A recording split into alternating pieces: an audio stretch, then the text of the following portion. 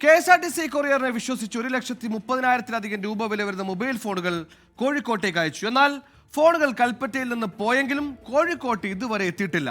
Parcel നഷ്ടമായെന്നാണ് വിവരം. Courier സർവീസിനെ കുറിച്ച് കൊട്ടിഘോഷിക്കുന്ന പരസ്യമാണ് ഇപ്പോഴും KSRTC ചെയ്യുന്നത്. ഉപഭോക്താക്കളുടെ ഇത്തരം നഷ്ടങ്ങൾക്ക് ആര് ഉത്തരവാദിത്തം പറയുമെന്നാണ് ഉയരുന്ന ചോദ്യം.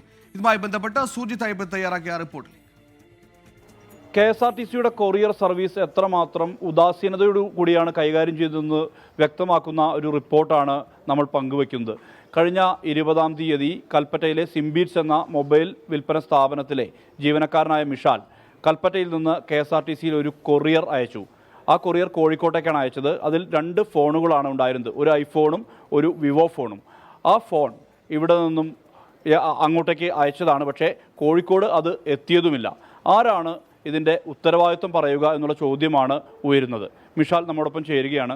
ശരിക്കും നിങ്ങൾ 2 ഫോണുകളാണ് അയച്ചിട്ടുള്ളത്? 2 ഫോണുകൾ. എന്താണ് സംഭവിച്ചത്? അതായത് 20-ാം തീയതി എൻ്റെ ഫ്രണ്ടിന് വേണ്ടിയിട്ട് ഞാൻ 2 ഫോണുകൾ കൊറിയർ അയച്ചതാണ്. അതായത് 20-ാം തീയതി വൈകുന്നേരം 8:30-ക്കാണ് അവിടെ എത്തേണ്ടത്. 8:30 സമയത്ത് അവിടെ എത്തി എൻ്റെ ഫ്രണ്ട് ചോദിച്ചപ്പോൾ സാധനം എത്താൻ നേരം വൈകുമെന്നാണ് പറഞ്ഞത്. അത് ഡിലേ ഉണ്ട്, ബസ് ബ്ലോക്ക് പെട്ടതാണെന്നൊക്കെ പറഞ്ഞ് അങ്ങനെ ഒഴിഞ്ഞു മാറി. പിറ്റേ ദിവസം 10 മണിക്ക് ആകുമ്പോൾ ഡിപ്പോ ഒന്ന് കളക്ട് ചെയ്യാമെന്ന് പറഞ്ഞു. ഡിപ്പോ 10 മണിക്ക് പോയി, കിട്ടിയില്ല. 1 മണിക്ക് പോയി, കിട്ടിയില്ല. രാത്രി 8:30-ക്ക് ആകുമ്പോൾ ഡിപ്പോയിലേക്ക് തിരിച്ചെത്തും.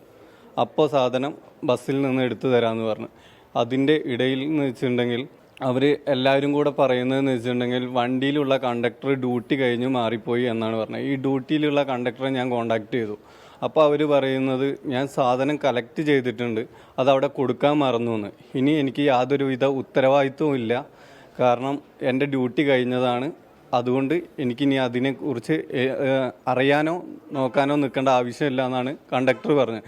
അപ്പോൾ ഞാൻ ചോദിച്ചു, ഈ ഡ്യൂട്ടിയിൽ ഒരു സാധനം ഹാൻഡ് ഓവർ ചെയ്തിട്ടുണ്ടെങ്കിൽ അത് നിങ്ങളുടെ ഡ്യൂട്ടി ടൈം കഴിയുമ്പോൾ ഹാൻഡ് ഓവർ ചെയ്യുന്നതല്ലേ, അല്ലെങ്കിൽ പിറ്റേ ദിവസം 10 മണിക്കുള്ളത് അത് എനിക്ക് കിട്ടുന്ന രീതിയിൽ ചെയ്യേണ്ടതല്ലേ എന്ന് ചോദിച്ചു.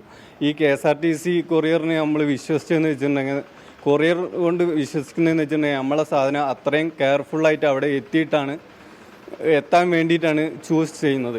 ഇതെന്ന് വെച്ചിട്ടുണ്ടെങ്കിൽ സാധാരണക്കാരായ ജനങ്ങളെ വിഡ്ഢികളാക്കുന്ന രീതിയിലുള്ള, പോയവൻ്റെ മുതൽ പോയി, പിന്നെ യാതൊരു ഉത്തരവാദിത്വമില്ല എന്നുള്ള രീതിയിലാണ് അവിടുത്തെ ഉദ്യോഗസ്ഥന്മാരെല്ലാവരും ഇപ്പോൾ പറയുന്നത്.